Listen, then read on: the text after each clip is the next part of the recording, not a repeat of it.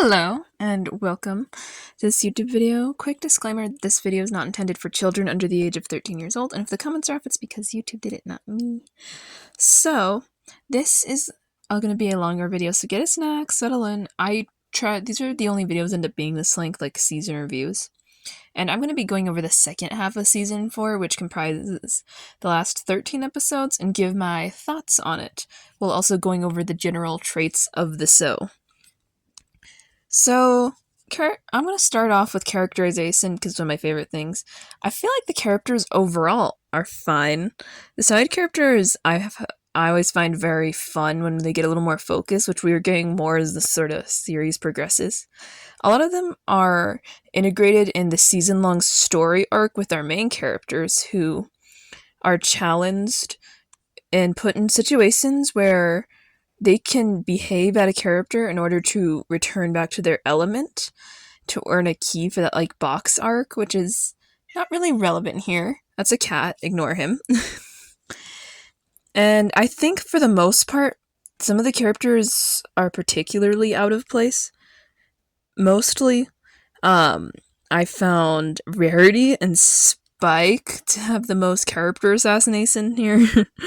But other than that, I feel like it gets a little better about season 5, 6, but especially after that. It's just right now in season 4, they're a little off. Applejack is almost one of my favorites here. I think that he's the most well done of the season, actually. Because I don't think they post anything out of the realm of what I'd imagine her doing. Let's get into the voice acting. The voice acting is fantastic. I'm gonna just start off with the villain's casting tier. He sounds like he's kind of an old timer in a way, with the slight old Englishy vibe, which mixes really well with the whole I'm an ancient force that will steal your magic there in the beginning. This kind of gives way towards a more power hungry voice as he grows in strength, but that's not really that bad. I think it's really nice progression. Most of the side characters are nice sounding too, and the main characters are pretty much exactly the same as the first half, so I don't really have anything left to say about them. So I'll get into world building. So there's not very much world building here, except for a few new locations. For instance, we have the Breezy's homeland. It shows up in one of the episodes, and obviously, the Breezers are based off a previous generation, but it's nice to see other pony-adjacent creatures out there. I also really like how that there's some mild integration of other species within Equestria. We see this in Equestria games because we have the Griffins as active participants, and apparently Meritonians and Saddle Arabians as spectators to the games, as a part of some kind of treaty thing Celestia has going. Which is kind of cool to see some more passive diplomatic things, unlike Twilight's method, which keeps almost starting wars. View that how you will. Overall, I think that was pretty fun. Also, I think on the topic of the Breezies, their designs have a little more distinctness from the ponies, which makes them feel a little more unique. But definitely not the little Gen 3 Breezies I grew up with when I was really little. Watch Princess Promenade if you ever want to see a lot of Breezies. So I'm going to go into the animation. The animation continues to be a little more experimental. Season 3, we saw a lot more of this, and I like that it stands out. There's quite a few standout episodes. I actually think Testing 1, 2, 3 is one of the better examples of it being experimental because it uses so many different visual motifs to tell its story. I also think that the 2-part ending has the best quality overall between shading, lighting, movement, and the way the magic animation's done. It's really beautiful. The character designs for the finale are a lot on a visual level. They're kind of distracting, but I do like them. I'm 99% sure this is my nostalgia speaking on it though, because I feel like most people disliked these.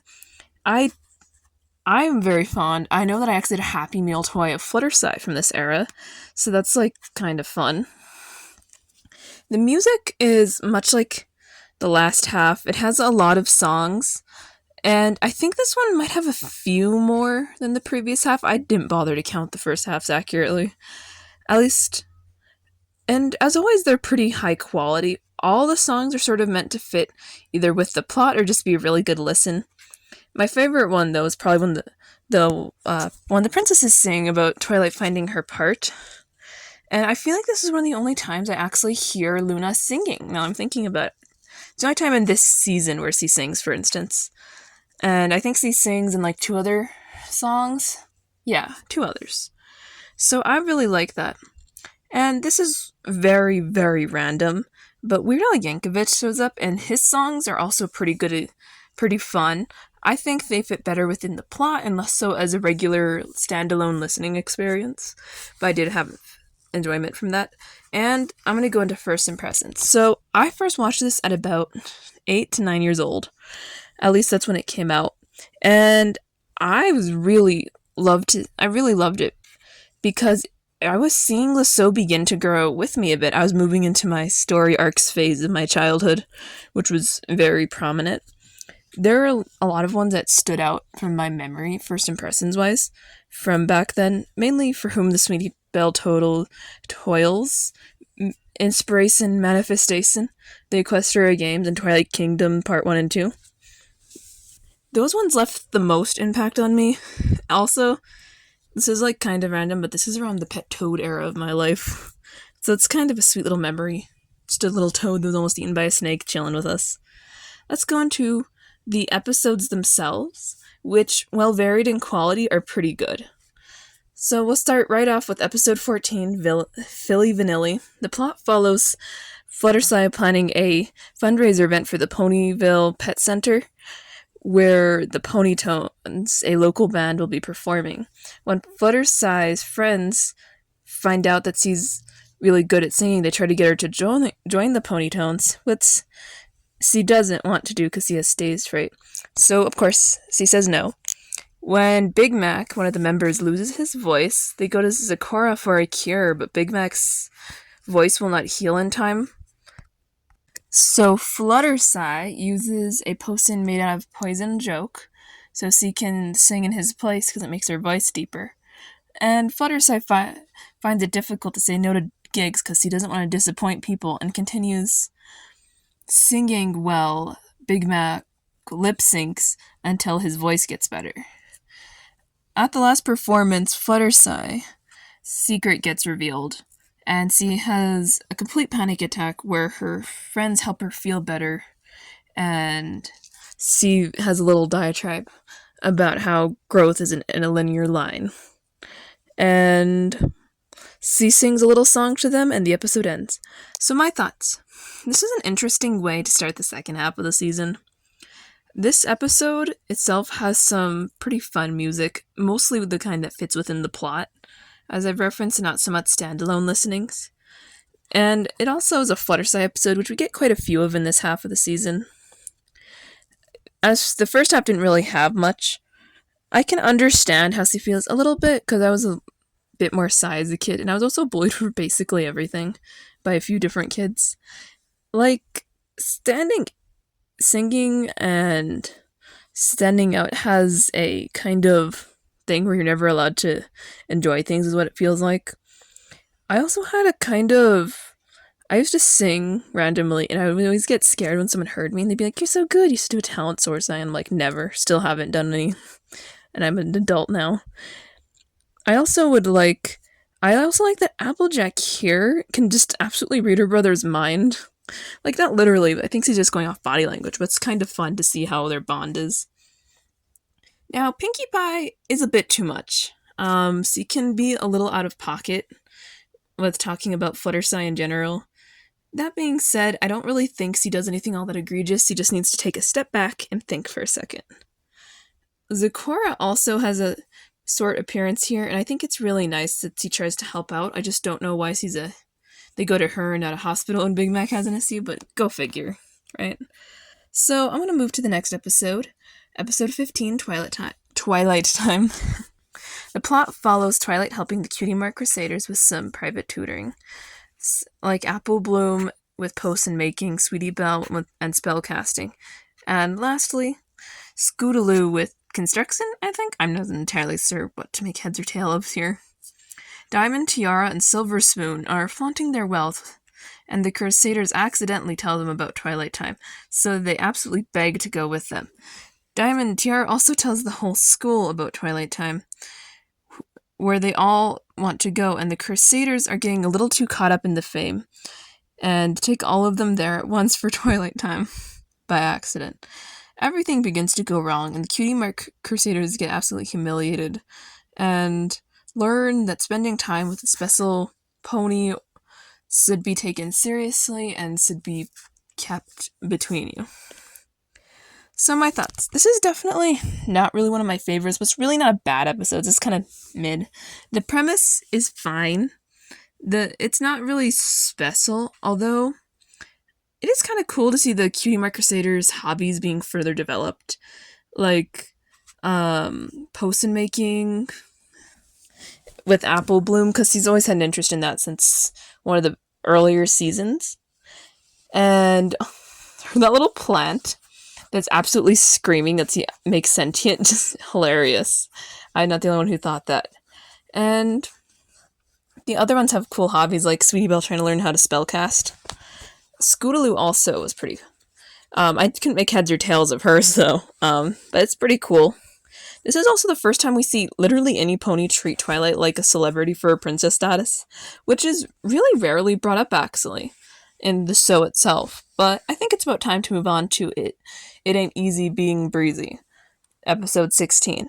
The Breezies are traveling through Ponyville when a small group of them gets separated because the breeze is not just right for them.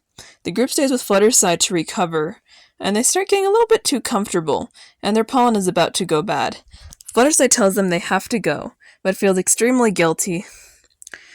Turns out they can't take the path because there's not enough Breezies to fly home, so Twilight uses a spell to make the main 6 into Breezies, where there will finally be enough, so there will be enough wing power.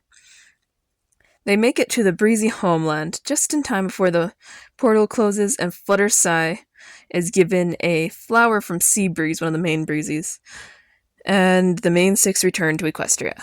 So, I really liked this episode as a kid. I think it's because the Breezies are adorable. It was a nice little callback to my Gen 3 upbringing. Randomly, I had to watch one of the worst generations, but I have a great deal of nostalgia for it. I know that they can be jerks at times, but it really doesn't surprise me. Like, the Breezies I don't expect much. I kind of thought they'd look more like Gen 3 Breezies when I heard about the lake, though, which are basically just small ponies with bug-like wings, although the design is quite adorable. I may be the only one who thinks that their personalities are not that frustrating. I mean, they're really not that bad. Frustrating at worst and tolerable at best. They are more willing to let their pollen expire and stay at Fluttershy forever, which is just kind of sad. I guess Seabreeze is the only exception to this rule, because he tries to leave right away, and this is sort of a great Fluttershy episode, because it shows her key morals, and this is her key episode, a part of the box arc, which is continuing from the first half of the season. So it's really nice that C gets that. I also will bring up the moral ambiguity with yet another Twilight spell, but this one's actually good. A lot of the times when I bring it up, it's not. It's interesting because it transforms them into...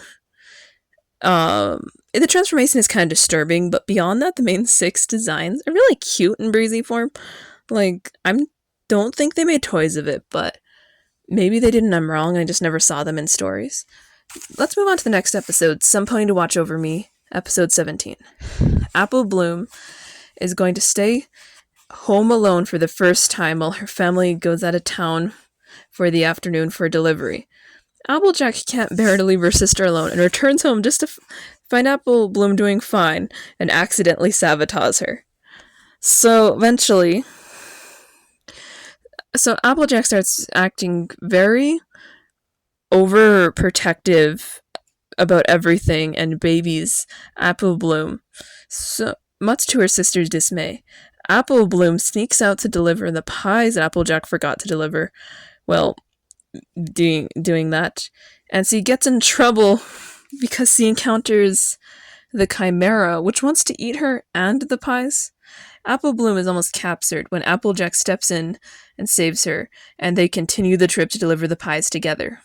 So, My thoughts. Wow, this is a very strange episode. I'm surprised to see Applejack act so out of character here. Something that it has something to do with their parents' absence, like, I could see that being true, but otherwise, Applejack has no real reason to behave this way. I'm pretty sure the Chimera was a really fun addition, and perhaps it has something to do with the fact that their parents are no longer around, considering that's a regular pie route for them. And I don't really want to know why the Chimera would want to eat Apple Bloom, because goats eat grass. Snakes and tigers I could get, though, a little bit, but not so much to the snake. But I guess, I'm just going to leave you with look up a chimera in mythology if you feel like it, if you want to be a little disturbed, and move on. Episode 18, Maud Pie. The plot follows Pinky's sister, Maud, visiting Ponyville, and Pinkie Pie is super excited and believes that C, the main six, and will become fast friends with her sister. When Maud gets there, she's nothing like what the main six expected her to be, and they don't really think they're friends with Maud at all, and they don't know how to tell Pinky.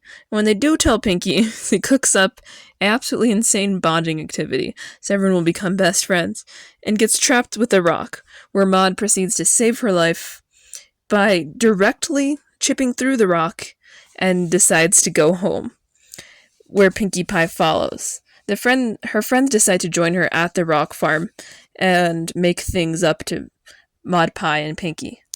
So my thoughts.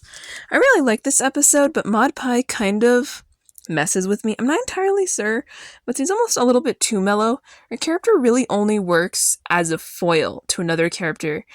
In this case, it's Pinkie Pie, but any enthusiastic character makes her character better because it better expresses Maud's characterization and kind of makes her more interesting than she would on her own. And I think it's really sweet that Pinky cares about her sister and that Maud seems to feel the same way. They just express it in a very different manner. Pinky likes giving gifts and making things together, while Maud just really wants to spend time with Pinky and, I guess, talk about rocks. I'm not really sure. Also, may I mention just how powerful Maud is to drill down a big rock like that in seconds to say Pinky? I don't quite get it, but you know what? This entire family is weird. Don't question it. It's Pinkie Pie's family, right? This is, right, for me, the kind of episode that I like to see from the series, because I feel like it's relatively solid, but without having any flaws that are major. Let's move on to episode 19. The plot follows Sweetie Belle, who is helping Rarity make a big order for Sapphire Swords, the Pony of Pop. While directing and producing her own play, she asks Rarity to touch up the costumes. On the night of Sweetie Belle's play, her and the other Crusaders don't necessarily have it received all that well. Outside of the costumes that Rarity makes, no one really quite enjoyed the play. And Sweetie Belle gets very mad at Rarity for quote-unquote taking the spotlight again and sabotage it, and chooses to sabotage Rarity's headdress for Sapphire Swords. That night, she has a nightmare that Rarity's life is completely ruined, and when Luna steps in, or more accurately, Rarity ruining her life. Luna tries to help her understand what Rarity was attempting to accomplish, and Sweetie Belle realizes that she has to fix Rarity's headdress in Canterlot and make up with Rarity. So, my thoughts. Welcome to one of the best episodes of the season. This is just a really great one in general for the show. So I mentioned the fact that Luna helps out a great deal here with Sweetie Belle's internal conflict, as well as helping with the external one that's formed from that. Sweetie Belle's apparently unresolved feelings of being overshadowed, or because her sister's more successful than her, is really interesting. And Luna is absolutely the best pony to help Sweetie Belle, given her history with a similar situation, albeit her level of sabotage was far more intense. Sapphire Swords herself is also pretty interesting, because apparently she really likes dolphins in her dreams, which Luna definitely told Sweetie Belle on a subconscious level in her dream. Now, that does bring up some question about how much Luna knows about the ponies, well, not really knowing them, but we won't think too hard about that. Privacy who? I'm not entirely sure where this episode concept came from, but I do like that we got the Sweetie Belle one. Let's move into episode 20, Leap of Faith. The Apple family are enjoying a day at the lake when they hear about an event where the Flim Flam brothers are selling a magical cure-all tonic that will quote-unquote heal anything. Applejack grows concerned when Granny Smith falls victim to the brothers' scheme, and she goes to find out what exactly the potion is and how it's made, just to find out it's apple juice and something that's like leaves, which doesn't really work. Nevertheless, Granny still believes it works and enters a swim meet with Apple Bloom to try not to in an attempt to try to break the equestrian high diving record with her newfound confidence. Applejack starts getting nervous, and she encounters a pony named Silver Sillings. I cannot say that word correctly. Too many S's. Who works with the Flim Flam brothers, and he helps her realize what she has to do. Applejack saves Granny Smith and tells every pony that she lied by omission and makes things right while earning her key, which is a silver coin from Silver Sillings. So, my thoughts. This episode is a really good Applejack episode. It's also her key episode, for lack of a better term. I like that it focused on her facing this, on something directly challenging her element, and learning from that experience, and what exactly withholding that element means for her. Applejack is really at her best when she's trying to balance the truth and letting people just be happy, like Granny Smith, who gets a lot of confidence from the experience, because he just needed a little boost, really. The Flim Flam brothers are the antagonists here, and they serve their purpose well. I mean, they do a little song, and then they mention it. And I do like how the season balances its music quite a bit. I found the Apple family dynamic super sweet, too. It's always fun to see Granny Smith, especially her past as a high diver when she was very young. And Apple Bloom is so nice to her after the one episode, Zap Apple Jam, where she learned more about it. It's just really cute. Let's talk about the next episode. Testing, 1, 2, 3. I've touched on this already, but, I'll go into it more. Plot. Twilight decides to help Rainbow Dash with studying for her Wonderbolt's reserve team entrance exam. Twilight uses her preferred study methods with Rainbow, which don't exactly go well. And the other methods she tries don't really work either. So the rest of the main 6 try their preferred methods, which quickly overwhelms Rainbow Dash, making her more insecure and making her want to give up. Twilight realizes that Rainbow Dash has a very different studying style and makes a custom curriculum, which helps Rainbow Dash greatly. When Rainbow Dash passes the exam with flying colors, thanks to her friends. So my thoughts. I'm not really sure that if this was made to help people understand have people have different learning styles, or how, but I do like the concept. It's nice to touch on. It's just a little weird to touch on with adult characters, but it's still a good move.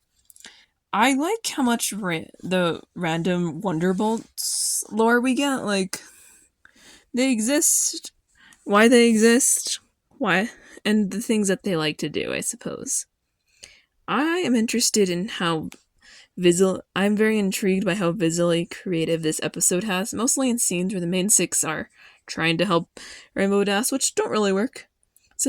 Fluttershy has a really cute scene where her pets are dressed up as the Wonderbolts in history, and Rarity chooses to do a fasten walkthrough, which is really cool. Did she just put those all together at once? I don't know.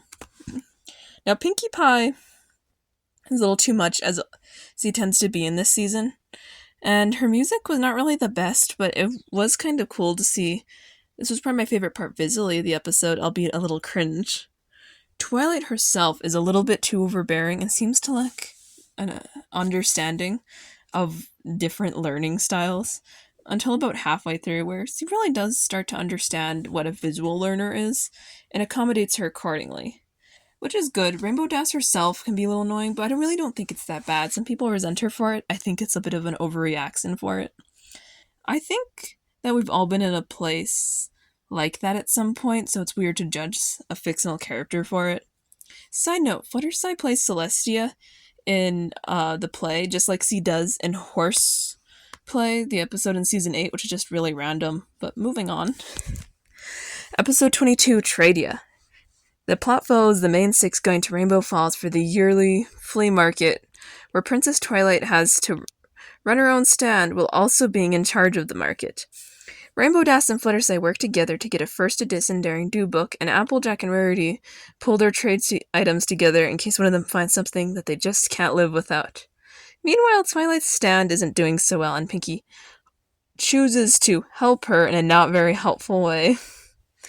Meanwhile, Rainbow Dash and Fluttershy's combined efforts to trade for the book end up meaning that Fluttershy has to go live with the Daring Do booth owner and train this two-headed dog thing I forgot the name of.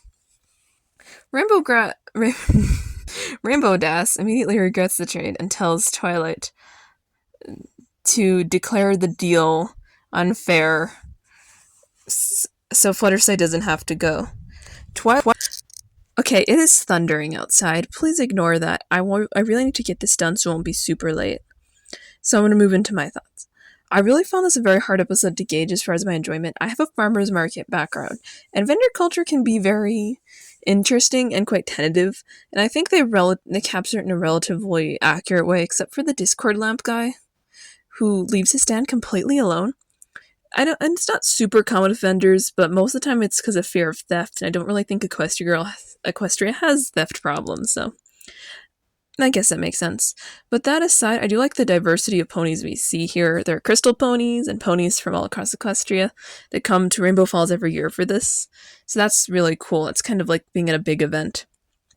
Rainbow Dash's side plot is odd, mostly because he doesn't really listen to Fluttershy at all during the process, which is just hard for me to watch. Also, the book booth pony wants to take Fluttershy to live with her family, as if that's like a completely normal thing just to train a dog. Like, oh, this random pony will enter my home. That's not very normal. Discord lamp guy was interesting to me because apparently this was actually a character that exists because a Make-A-Wish kid designed him, and I find that really sweet. Let's move on to Inspiration Manifestation, episode 23. The plot follows. Rarity makes a puppet stand for the Fall and Philly Fair on short notice for a local puppeteer who does not like what she made, so naturally Rarity gets wildly depressed, and Spike decides to comfort her by getting her a book from the Castle of the Two Sisters that can make anything Rarity wants, much to the concern of Aloysius.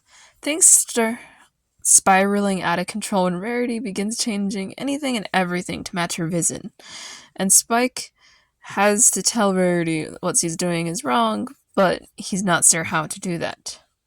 Rarity eventually realizes Spike is right and snaps out of the dark magic spell that had held her. And Twilight and Cadence and Luna have to fix the entirety of Ponyville and one of the neighboring counties. So my thoughts.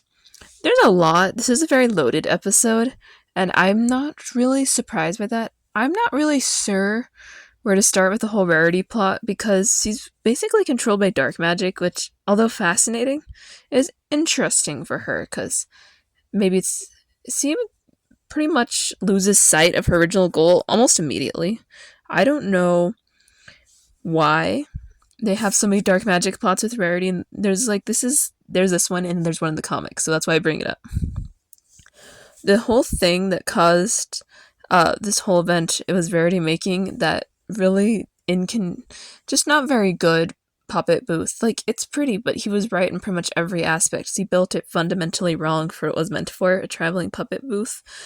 As much as I hate to say it, I do agree with that puppeteer and his creepy little gremlin puppets. But he really didn't have to say it with so much cruelty. Her work was very intense. And the book Spike brought that I mentioned is really interesting because it's one of the many magical items, specifically dark magic, that we see throughout the show. And it's just kind of cool to see a new one, albeit this one of the more powerful ones, being able to manifest anything you can imagine. no wonder it was hidden, because, that dark magic seems to have been pretty bad, and apparently it takes like 3 princesses to clean it on. So let's move on to the Equestria Games. The Ponyville delegates have finally made their way to the long-awaited Equestria Games. When they get there, Spike learns that he is famous amongst the Crystal Empire citizens for helping save the Empire in Season 2. Cadence asks Spike to light the torch that starts off the game, which he agrees to, but when the time comes around to finally light it, he gets very bad stage fright and he can't get his fire breath to work at all. Twilight, under his nose, uses her magic to light it for him, which leaves Spike believing that he can set anything on fire with his mind for a little bit until Twilight tells him the truth, and he's completely crushed. He wants to take on another role because he feels like he didn't do enough, which only further embarrasses him when he messes up the Cloudsdale anthem, and he decides to just begin to avoid the games altogether because he can't really be around it. Until the ending ceremony where Twilight forces him out, where he ends up saving the day after an ice archery accident occurs, making a spiky cloud of doom, and no one can intervene but him. So my thoughts. I have talked about this before, mainly because it's one of my favorite episodes of the season. Always has been. It leads up to a really cool arc within the show, which is why I really like how Twilight's character is portrayed here. She's really looking out for Spike, and even though he may not be at his best throughout this season in general wasn't very kind to his character, which makes sense. The whole arc itself wasn't very bad. I just don't really think it was the best for Spike as far as that goes. He's a little bit too arrogant at times, and he kind of flip-flops really fast in his mood. Kind of a mood change there. And I also really like to see the Equestria Games finally happen. This has been built up for since around like 2012, and by the time it aired, it was only about a year later, but for me, it ended up being like 2 seasons of waiting to see the outcome of this. And I was initially confused by a few choices, like why did they suddenly ban magic in the second half? The best I can gather is that the Griffins requested that because they can't spell cast, so obviously banning unicorn magic would prevent cheating against the Griffins who wouldn't have that, but I really don't know. This also has the ice cloud of doom, which is just an interesting, albeit very random thing, and the aforementioned lack of magic basically means that Spike is the only one who can help here, other than the Pegasi who hold it up and prevent it from crashing immediately. And this is just a side note that I brought up before, so I won't go into detail, but the Meritonians are a part of this here, and they show up in the next episode, actually. Really random. Anyway, let's talk about Twilight's Kingdom. Part 1. Twilight, alongside the rest of the main 6, go to the Crystal Empire to help Twilight greet the Meritonian delegates, the Duke and Duchess of Meritonia, where Twilight begins questioning her role within Equestria, beginning to believe it's not very important, and the other princesses tell her that she will play her part in time, and not to worry. Meanwhile, Celestia has a vision about Tyrek, a dangerous villain from the past, and so she tells everyone, but she decides to send Discord to confront him, who ends up joining forces with Tyrek, and they take almost all of Equestria's magic in rapid order. The princesses decide to give Twilight all of their magic so Tyrek cannot steal it from them, and the episode ends. My thoughts. I'm willing to say this is probably my favorite season finale. It always has been. It has a lot of things, but the main thing I always appreciated was the layered villain that is Tyrek, and his he has some roles. He has a very threatening ambiance, and I just appreciate it. Twilight and the Princesses are also pretty good. I really adore the song. We need to hear, this is the second time we hear Luna sing, and I think that needs to happen more often. It's not enough for me. Celestia, on the surface, planned to send Discord would have worked if Tyrek wasn't such a manipulative creature by nature, because they do end up joining forces, which, side note about the whole Celestia thing, he had a bad dream that Luna could detect, or what I theorized to be Vision when he did this thing, where it shows Tyrek and what he's doing, which is something that's never really brought up again, but has this happened before within the show? Anyway, let's get into part 2. So, Twilight's Kingdom, Part 2. Twilight now has all the magic of all the other Alicorn princesses, but she's not allowed to tell anyone about having the magic, and she's beginning to struggle with its sheer power, so she chooses to lay low for the time being. When her friends get captured by Tyrk and Discord, who Discord gets betrayed almost immediately, she must fight Discord, who has grown. She must fight Tyrk, who has grown greatly in power, and the battle is too evenly matched, so Tyrk offers to trade her friends for her magic, which she ends up doing and freeing them, including Discord. The group talk and Discord talk about what they were planning to do, where Discord gives the necklace that he had been given by Tyrk to Twilight, which ends up becoming the final key in the box art, and finally opens the chest, which gives them a powerful a power-up that's very colorful, and they defeat Tyrk and create a magical crystal castle. My thoughts. This episode is loaded. There's a lot of things that happen in a very short amount of time, if you think about it, because just an average length. But I really like how Twilight gets her key, because Discord has a bit of an issue with being not treated very well throughout the season. I don't know why. But I do think that him giving her that necklace, which was actually from Tyrk's brother, Scorpan, I can't even begin to figure out how to spell that name, I just know it, is like a really awesome way to end the box arc. I did not know how she'd get her last key. I really had no way of predicting. I was like, how would that even work? Because everyone else had a pony they influenced, but she influenced a immortal being, so that's different. The rainbow power-ups have been one of the more contentious things in the fandom, but they're really one of my favorite parts of this episode when it first aired. I don't really know why others dislike them so strongly. I mean, I saw them when I was super young, and I have one of the Happy Meal toys, so I have a great deal of nostalgia for them. But, like, another thing is the animation of the fight scene with Twilight v. Tyrk is fantastic. I think this is pretty much one of the more violent ones in the stuff, you know what I mean? Most of them are just like, if you think about the implications, they get a little weird, but this one's genuinely action-packed, and I really love that. It has an anime vibe, which is not really a surprise, because anime was getting kind of popular around the time. And easily the most hated part of the episode, beyond anything else, was the introduction of Twilight's castle, which I think made a lot of sense for her as a character, because she was being built up as the next ruler. And that castle is where she can reside, considering her tree was blown up, so it kind of works. And the rest of the main six also get like chairs and stuff, except I kind of feel bad Discord didn't get one. I don't know. They didn't add a seventh throne because they could have used it. This is like, and just like the last thing, I liked seeing a bunch of the characters that we've seen throughout the season and series come together at the end when they're singing the song, because you can spot so many cool side characters, kind of like a game. I guess that leads me to the end. This is the outro.